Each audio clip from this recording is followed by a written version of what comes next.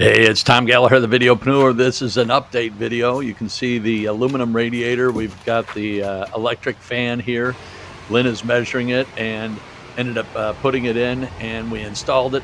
I turned the camera off while we installed it, and here's what it looks like installed. Lynn's getting the hoses put on.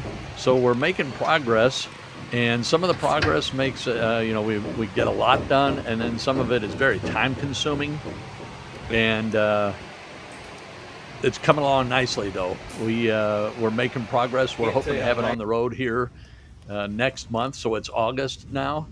Here you can see the hoses and their upper and lower hose placed.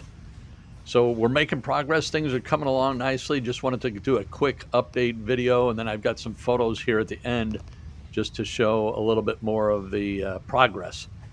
So that's the engine bay. Still have quite a bit to go. Lynn is in the process of wiring, which takes a lot of patience and time, and I just stay the heck out of his way.